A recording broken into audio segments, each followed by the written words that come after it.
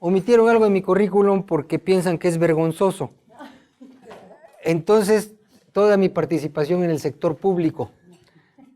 Entonces dijo Mónica, no voy a decir que es diputado, todo lo borró. Pero quiero decirles que en las experiencias que yo he tenido, tengo que omitir una palabra, porque cuando me dicen, ¿cómo te fue en el sector público? Yo estuve 12 años. Digo, me enriquecí mucho. Pues todo se enriquece. Le digo, no, espera, déjame terminar intelectualmente, de experiencia, ¿no? Entonces, sí vino a complementar mi formación. Durante mucho tiempo, pues fui, ahora sí, como dicen, un profesor de tiempo completo, un teórico de tiempo completo, pero daba yo muchas conferencias sobre la realidad de México. Y tuve la mala suerte de que uno de mis alumnos pues se metió mucho en política cuando era presidente del partido político. Me acuerdo que me dijo que si quería yo ser diputado, le dije que no, que yo estaba... Después él influyó para que yo fuera candidato, un hermano mío también influyó y fui candidato. Fue una experiencia brutal ser candidato, ¿no? Y les digo esto porque tiene que ver con las políticas, ¿no? Me decían, tú tienes que decir que vas a crear empleo. ¿Por qué? Porque se hizo una encuesta y ahí se dice que lo que quiere la gente es empleo.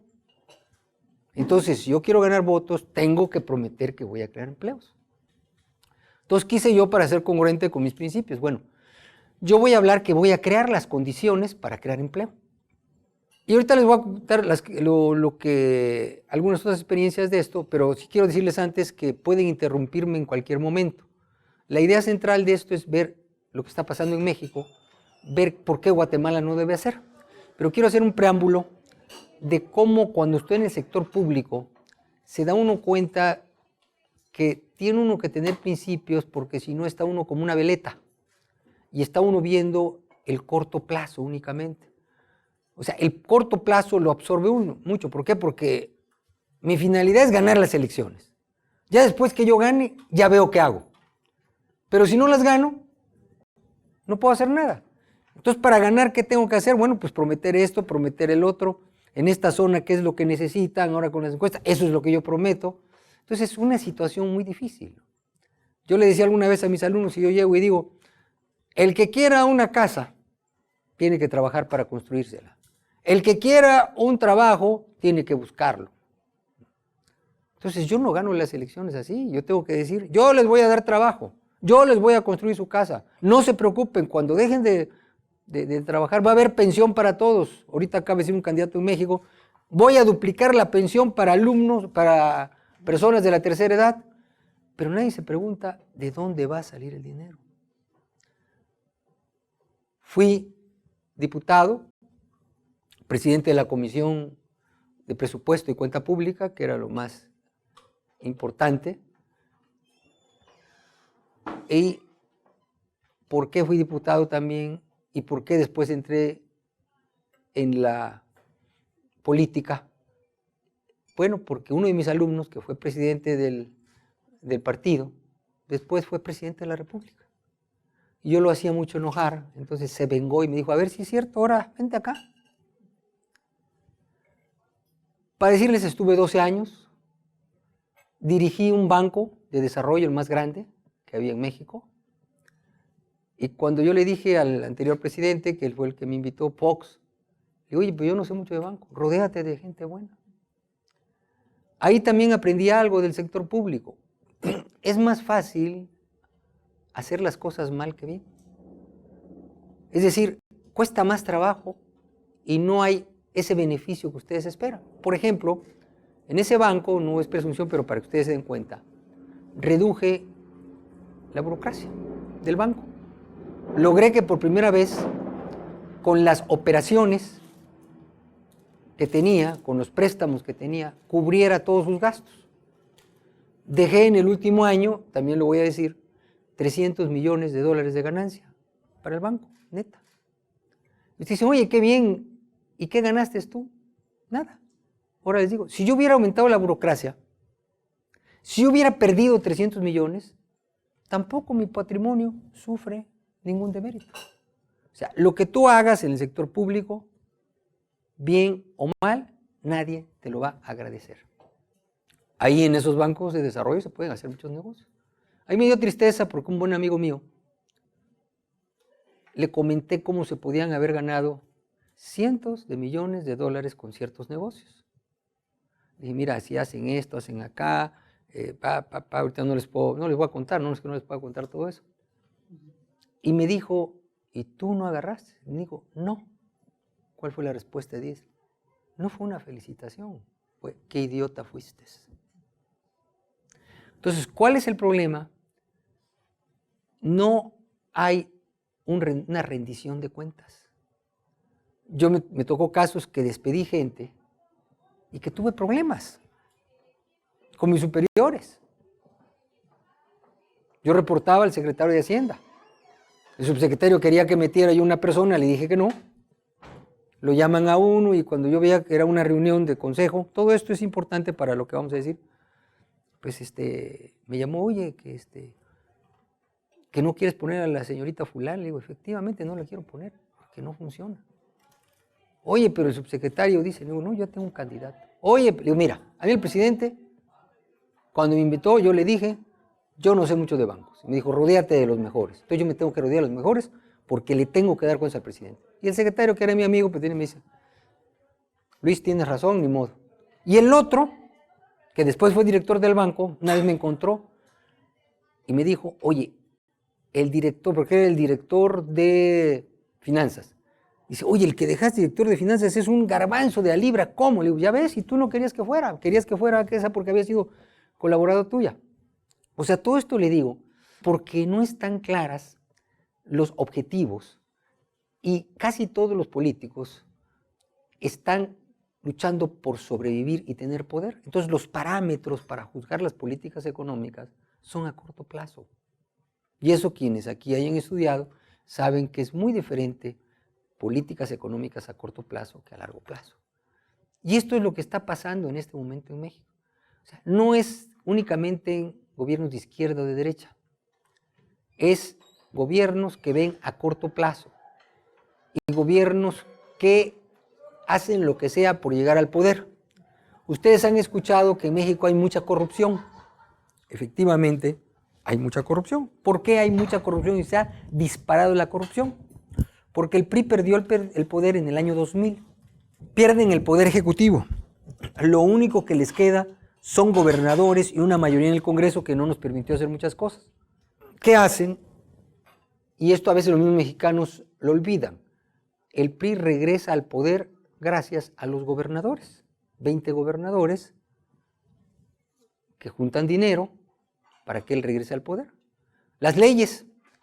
Nosotros copiamos de la Constitución norteamericana lo de estados libres y soberanos. Ahí está lo que se llama la imitación extralógica. ¿Qué quiere decir esto? Hay formas de gobierno, instituciones concretas que funcionan en un lado. En Estados Unidos fueron 13 colonias que se unieron y realmente hubo una federación, unos Estados Unidos. En México teníamos provincias, ya éramos un país unido. Sin embargo, se crearon artificialmente estados que teóricamente eran libres y soberanos. Mientras el presidente era del PRI, pues controlaba y mandaba a sus amigos a ser gobernadores. Cuando deja de haber un presidente del PRI, se encuentran los gobernadores con que son libres y soberanos.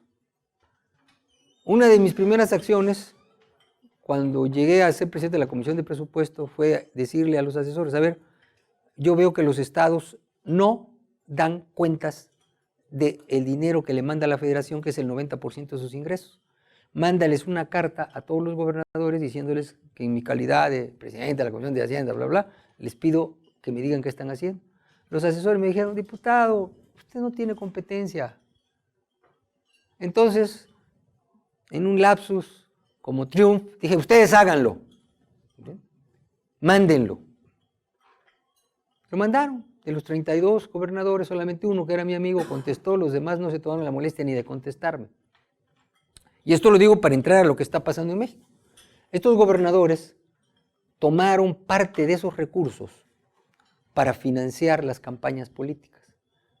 O sea, fíjense cómo la explicación de lo que pasa en México económicamente tiene mucho que ver con la política. O sea, porque nosotros decimos, es que aplicó la teoría tal, no. A ver, Muchos de ellos saben qué hacer, pero no les conviene hacerlo. Entonces, como dicen, lo más difícil es despertar a un despierto. Usted no lo va a despertar, alguien que no sabe le dice, pues yo ya sé. No lo hago porque no conviene. ¿Qué sucede entonces? Que estos gobernadores forman, como decir, una bolsa para financiar al PRI para que regrese. ¿Cuál es la estrategia del PRI para regresar al poder? Bueno, pues me recuerda, como le decía yo hace poquito en una entrevista, a Napoleón. Cuando le preguntaron a Napoleón que qué era necesario para ganar una guerra, dijo 3 cosas. No sé si alguien se acuerda o lo ha leído esto. Y dijo Napoleón, dinero, dinero y dinero. Cuando le dicen al PRI que es necesario para ganar una elección, dinero, dinero y dinero. Compra a todos, hasta a los de oposición, y les da lana. Entonces, ¿qué hicieron ellos? Juntaron dinero y lo mandaban para la campaña y se compraron muchos votos. Pero también hay una costumbre ya de que la mitad de lo que se gana, lo que se saca, tanto de recursos del el erario, como otros fines. Por ejemplo, cuando yo fui candidato, el candidato del PRI era un estado, Veracruz, gastó, por ejemplo, 200 millones de pesos, yo gasté 14, fíjense la diferencia, de los cuales 7 los saqué entre amigos y 7 los puso el gobierno. Aquellos gastaron 200.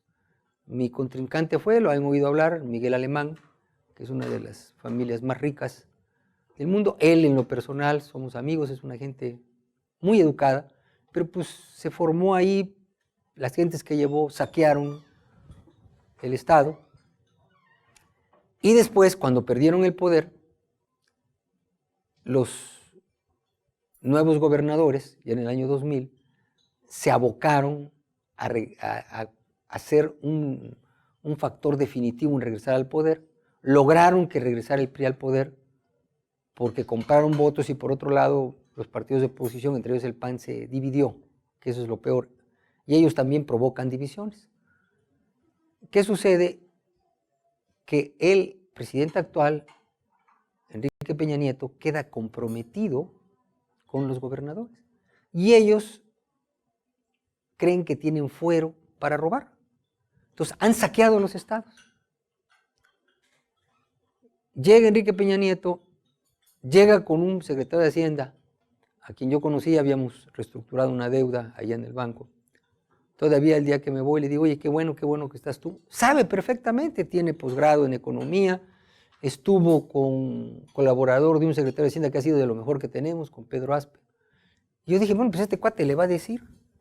Pero empiezan con una serie de políticas económicas que todavía ahorita que publiqué un librito que se llama El Retroceso, y cuando vi los datos le decía a los que me estaban ayudando, oye, ¿ya checaste esto si está bien? No es posible que hayan hecho esta tontera. Entonces, uno económicamente no se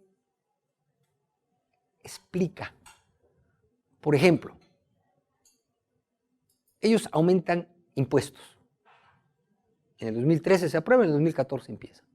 La excusa es que bajó el precio del petróleo y que tienen un hoyo. Todo aumento de impuestos, como ustedes saben, o si no saben, es un hecho empírico, implica menor crecimiento económico. ¿Por qué? Porque el aumento de impuestos proviene de las ganancias netas de las empresas. Es una bolsa. Yo invierto, creo empleos y pago impuestos de lo mismo. Yo tengo 10, pago 4 de impuestos, 6 es para mi inversión, para mis ganancias netas o para crear empleos, y 4 para pagar impuestos. Si en lugar de 4 ahora pago 6 de impuestos, bueno, pues hay menos inversión o menos empleo o menos ganancias para mí, pero es de la misma bolsa. Entonces, hay comprobación empírica de que países con altos impuestos, menor crecimiento. Esto nos explica por qué en Europa los crecimientos son bajos y por qué en Asia los crecimientos son altos, porque hay menos impuestos reales. Entonces, aumentan impuestos, primer error. ¿Para qué aumentar un impuesto? Bueno, pues porque el petróleo, al bajar el precio, les dejó un hoyo, había que taparlo. ¿Qué sucede? este partido viene la cuestión política. Esto fue en el 2014 cuando empieza el aumento de impuestos. ¿Por qué lo hicieron? Porque el 2015 había elecciones intermedias para el Congreso y ellos querían mayoría para que no tuvieran que pedirle permiso a nadie de lo que iban a hacer. Entonces, esto se justificó y las autoridades hacendarias, el secretario de Hacienda, aunque sabía que estaba mal y aunque tiene alguna dosis de keynesiano, de todas maneras, lo que fue definitivo fue de que necesitaban dinero y necesitaban que el país estuviera circulante para ganar el Congreso 2015. Y en lugar de utilizar el dinero de los impuestos para reducir deuda y déficit, ¿lo utilizan para qué? Para gastar más. 15. Ya en el 2015. Y junto con eso viene la verborrea de vamos a disminuir el gasto. Esa es otra de las cosas que casi nadie checa entre lo que se dice y lo que se hace. Entonces a veces la gente, vamos al presupuesto cero. No sé si alguien sepa lo que es el presupuesto cero, ¿no?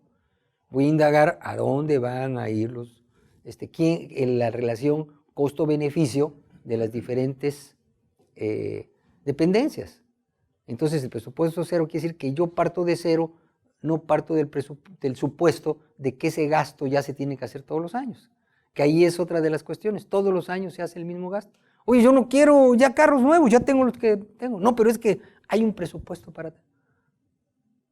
Otra de las cosas diabólicas ahí es, y hasta ahorita está repitiendo, que si yo hago un ahorro, ese ahorro no es ahorro sino que para otros.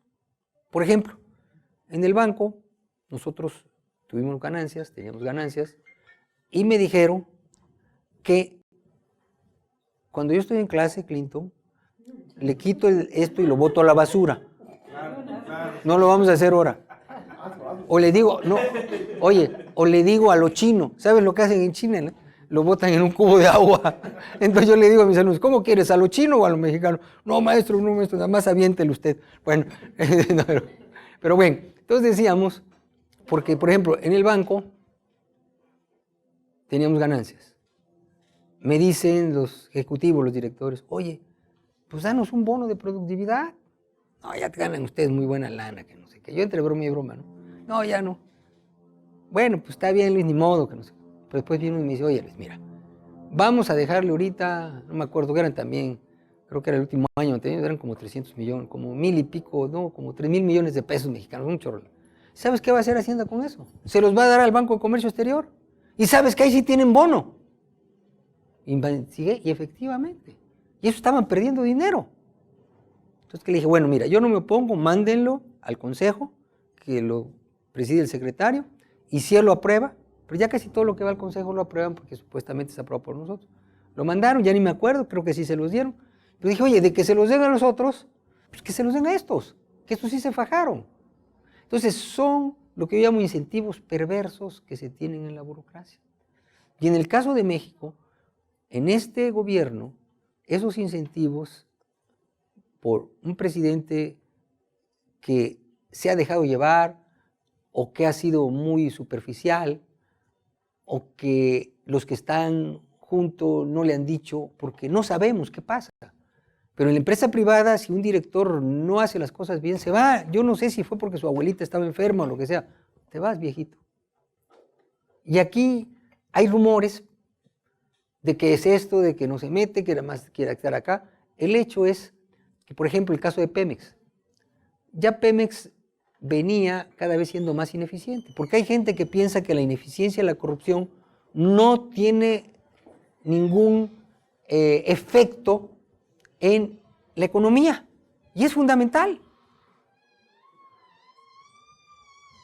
En el caso de México, para ir más atrás, Pemex era ineficiente brutalmente, pero con los altos precios, si a usted le cuesta sacar el petróleo 7, 8 y lo da 80, pues se puede dar el lujo de hacer pillería y media. Entonces, era un saqueo brutal, Pemex, ya se sabía, yo escribía unos libritos sobre eso, con datos como corrupción en los contratos, corrupción. Ejemplos que hice, no es posible. Compras de un producto que valía 10 pesos a 1,000 pesos lo facturaban. ¿Qué sucede? Con que eso se podía hacer, no digo que se justifique cuando el petróleo está alto. Baja el petróleo y se dan cuenta que, entre otras cosas, ya no convenía refinar en México, ya venía, sino que era más barato refinar en Estados Unidos con los costos. Entonces se empieza a disparar el porcentaje de gasolinas y México deja de ser un país petrolero. Por ejemplo, en los mejores años, el gobierno, las exportaciones petroleras significaban hasta el 40, 50% de las exportaciones totales. Ahorita significan el 5%. Y ya tenemos con que hay una balanza comercial negativa de los productos petroleros. ¿Qué quiere decir? Que cuesta más dólares importar gasolinas que lo que recibimos por exportar petróleo. Y lo que dicen en México, se acabó la gallina de los huevos de oro. Entonces se podía haber hecho un ajuste porque se venía a venir, pero ¿qué sucede? El presidente, o sea, fíjense todo lo que afecta a la economía, pone como director de Pemex a un amigo de él, muy amigo. Y nadie lo supervisa ni le dice nada. Entonces los planes que había de ajustes para los primeros 3 años de gobierno no se hacen. Aumentan los robos de gasolina, se duplica o triplica la deuda externa y llega el momento que las calificadoras dicen, Pemex le bajamos la calificación. El gobierno le empieza a meter dólares en lugar de recibir dólares. Ya cuesta netamente. Por eso dice, se acabó la gallina en los huevos de oro en México. No se acabó, se la acabaron. Ahora, ¿qué sustituye todo eso? La exportación de automóviles a Estados Unidos. Para que ustedes tengan una idea, y todo esto viene en el libro El retroceso, los datos estos, la exportación de automóviles significa el 30% de nuestras exportaciones junto con 5% del petróleo. Entonces, somos un país exportador de manufacturas, más del 90%. Eso es bueno. Claro, ahorita con Trump pues, estamos temblando, ¿no? A ver qué se le ocurre a Trump hoy o mañana. Sí, gracias. ¿Qué se le ocurre si, qué día amanece de buen humor? Pero hasta ahorita no le han visto buen humor. Haciendo un paréntesis, yo me he puesto a pensar, es una gente que tuvo el triunfo económico, que tiene el poder, que tiene una esposa muy bella. ¿Por qué odia la vida y odia a todos? Pero como no estamos en clases de psicología, nada más lo anotamos, yo no sé por qué. Pero bien, cerramos esto y vemos que México llega con Trump, y por eso hablo aquí del retroceso, 4 años, porque hay una serie de políticas que es importante que se sepa que están produciendo, porque desgraciadamente Guatemala ve a México como su hermano mayor. Y lo que hace México no se esperan a ver qué resultados tiene si no los hizo. Por ejemplo, se crea aquí en Guatemala hace poco una Secretaría de Desarrollo Social, ¿cómo se llama? Ministerio de Desarrollo Social. Bueno, ¿esto ha reducido la pobreza en México? No. Lo que pasa es que la palabra social se ha convertido en una alcahueta de chantajes y de botar el dinero. Entonces, ¿qué es lo que tenemos que hacer? Y digo tenemos porque también una institución educativa, como ya están haciendo algunas, está exhibiendo cifras sin tomar partido de cuál es el resultado de estas dependencias. Hay una auditoría superior de la Federación que saca cuánto dinero han desviado, por no decir robado, porque no es lo mismo decir desviar que robar. O sea, roban los pobres, los políticos desvían. O sea, hay diferencias, ¿no? Roba un tipo que sube un camión y le arranca la bolsa a la persona. Pero un tipo que se lleva 500 millones de quetzales, pues no roba, desvió. Digo, hay que ir de acuerdo con el monto, ¿no? O es víctima de persecución de sus enemigos políticos. Pero bien, el problema de México es que en este gobierno se ha gastado más, o sea, es el viejo cuento. La ayuda de los pobres, por ejemplo, aquí traigo datos, en los 2 primeros años se aumentó el gasto en combate a los pobres en 22% y se aumentó el número de pobres en 2 millones. Traigo otra gráfica, indigenismo, que aquí también se hace. Ahí hablo que indigenismo es racismo, que el indígena es víctima de sus benefactores y que a veces hace falta quien diga las cosas como están. ¿Por qué? Porque si yo digo algo contra ese indigenismo, confunden con que estoy en contra de los indígenas. Si digo algo en contra de los del programa contra el hambre, pues dice, este está en contra de la pobreza. Entonces tenemos que tener la habilidad para hacer ver que eso es mentira. Que ni el indigenismo ayuda a los indígenas, ni los combates de la pobreza ayuda a los pobres. Porque casi siempre se tiende a identificar las políticas de libre mercado con los ricos y las políticas socialistas con los pobres. Por ejemplo, es muy difícil explicar los aumentos de salarios mínimos, pues que no tienen ningún efecto positivo entre los trabajadores. Entonces hay que distinguir entre salarios mínimos y salarios reales. Los salarios mínimos son muy bajos y el aumentarlos no te va a mejorar los niveles de vida, pero hay que explicar este proceso. Oye, es que vamos a gastar en los indígenas y aquí traigo una gráfica de PAI en donde con datos oficiales se le hizo una auditoría de cada 100 pesos que gastan en los indígenas, solamente 6 pesos van a la ayuda indígena. Ya hay como 3% más, como 19 pesos, que no se sabe dónde están. O sea, porque también es eso, no podemos decir se lo robaron, no se sabe dónde está. No está justificado su destino. ¿Ven que es bonito? Oye, ¿se robaron? Señor, no, por favor, no digas que se robaron. No sabemos dónde están. Entonces no se sabe dónde están. Se gastaron, pero nadie sabe dónde están. Entonces, este es lo que yo considero que como... Y hay varias instituciones en México que ya están tomando esto. Independientemente de enseñar economía, están dando a conocer datos macroeconómicos que demuestran la inutilidad de ciertas políticas públicas sin tomar partido, sino simplemente dando a las personas instrumentos para juicios. Por ejemplo, yo ahorita critiqué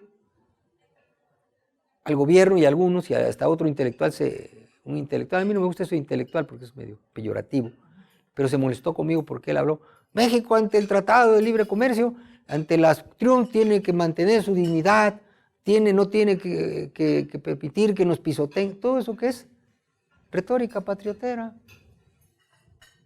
Le digo, ¿quieres hacer algo positivo? Demuéstrales, como en unos artículos he dicho, que México es el país que tiene mayor reciprocidad. Entonces, ¿qué datos les doy yo? A ver, China, de cada dólar que exporta a Estados Unidos, le compra a Estados Unidos 17 centavos. Alemania le compra 50 centavos. Canadá, fíjense lo que es el Tratado de Libre Comercio, de cada dólar le compra 74 centavos. México es el país que tiene la mayor reciprocidad del mundo con Estados Unidos, le compra 79 centavos. O sea, le vendemos 100 y le compramos 79. Además, en la frontera, por cada peso que gasta un americano en México, los mexicanos gastan 2 pesos en Estados Unidos. La industria automotriz, bueno, pues hay que decirlo, oye, en 2009 estaba quebrando. ¿Y por qué estaba quebrando? Pues por los altos costos del sindicato en Detroit, no porque se fue a México y se comprometió y gracias a ellos fue, podemos decir, competitivo mundialmente. Entonces, esos son los elementos que hay que aportar para modificar una política pública. Pero a veces se nos olvida e instituciones como la Marroquín indirectamente pueden, a través de un análisis, pueden encaminar a dar este tipo de datos que si bien puede no llegar o permear a las clases más humildes, sí a cierta clase media y también aún a los diputados, senadores, muchos de ellos están perdidos. Entonces hay que orientarlos. En conclusión, y me gustaría aquí la participación de ustedes, México es un ejemplo ahorita de lo que no se debe hacer. Más gasto público, más deuda, un grado de impunidad, somos el país con mayor impunidad. Aquí también la gente dice, ¿por qué en México hay más corrupción? Porque hay más impunidad. la Auditoría Superior de la Federación en México, de las denuncias penales, el 97% se atrampan en la Procuraduría, no llegan a los jueces. Los jueces en México también tienen una posición muy cómoda. Le pasan algo, pues no está bien los antecedentes, no está bien, no hay suficientes pruebas. Entonces, gente que ha llegado a la cárcel por robar en el sector público es muy poca. En este momento lo escandaloso es que a un exgobernador del PAN, por 13 millones, porque no apareció una máquina en un hospital, 6 años de cárcel. A otro en Sonora, creo que no fue muy honesto este señor, pero vamos a decir que lo que se llevó fue que estos, que el otro, que le encontraron $1 millón o esas cosas. Y si nosotros vemos los del PRI, son miles de millones de pesos, cientos de millones de dólares, y ninguno está en la cárcel. Entonces todo esto ha decepcionado al mexicano.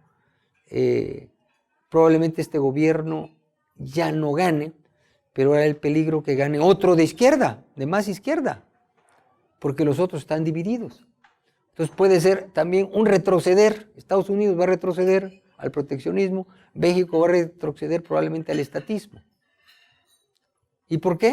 Bueno, por circunstancias que no hemos podido manejar y que son más políticas que académicas. Entonces, ¿qué es importante? Que el académico no se vuelva político, pero que sí dé los instrumentos a los políticos para que tomen decisiones. México, en cuanto a gasto, en cuanto a déficit, en cuanto a programas sociales, en cuanto a impuestos, es un ejemplo de lo que no se debe hacer, pero que se hace. Y lo más triste, se hace no por ignorancia, sino para mantener, agrandar el poder o tener más recursos para desviar por los miembros de este gobierno. Con esto doy una idea de lo que ha pasado en México y que ahora obviamente le quieren echar a Trump la culpa de todos. Termino con una historia que todos ustedes van a entender y que creo que leyeron cuando eran chiquitos, del lobo y los 3 cochinitos. ¿Se acuerdan de ello? ¿Quién es el lobo ahora de México? ¿O quién es el lobo del mundo? Trump. Y sopla. ¿La casa de quién se va a caer? De los que tengan casa de paja. Y el problema de México, y esa es la tesis de este libro, todas las variables macroeconómicas están con paja. La deuda pública con el nivel de crecimiento, ya lo dijo, les han dicho las calificadoras, no va a funcionar. Entonces le van a bajar calificación y a Trump vamos a tener que aumentar la baja calificación. Por eso aumentaron el precio de la gasolina, que antes podían darse el lujo de subsidiar, entre comillas, porque casi nunca la gasolina en México ha sido más barata que en Estados Unidos. En este momento, por ejemplo, el diésel es más barato en Guatemala que en Estados Unidos. Y probablemente no lo estén subsidiando, simplemente sean los impuestos menores. Por ejemplo, ¿cuánto es el impuesto que aquí le cargan al diésel? ¿Alguien se acuerda más o menos? ¿Perdón? No, ¿En porcentaje? En porcentaje anda del orden, es un quesal 30 centavos. Eso es 20 centavos de dólar. ¿De qué? 20 centavos de dólar. Por eso, pero dime qué porcentaje sobre el precio del diésel es el... Menos de 10%, 8%. Es el impuesto al diésel. O sea que este gobierno compra el diésel, o las empresas, y lo venden y encarecen 8% el impuesto, el precio final del diésel. ¿Estamos más o menos? Bueno. Como funciona el petróleo acá, es que funciona en base a paridad de importación. El precio internacional en Houston Ship Channel más flete al lugar donde se acopia, donde se recibe, gastos de importación, y ahí tienes un precio CIF puesto en Guatemala. A eso todos los productos se les aumenta un excise tax, que en el caso de diésel es 18 centavos de dólar, en el caso de la gasolina es 80 centavos de dólar. Es un precio, un dólar, es un impuesto fijo en relación al precio, ¿correcto? No, es un precio fijo. Ajá. Es decir, sube el precio internacional, porcentualmente se vuelve más chico. Ajá, correcto. Igual es en México. Pero vamos a decir, si tú le sumas, si tú ves qué porcentaje subió, es un 16% o 10%, no sé cuánto sería. ¿Cuánto implica del precio total ese impuesto en porcentaje? Bueno, 10%. Y en el caso de la gasolina, 15%. 15%. Bueno, en México ahí te van.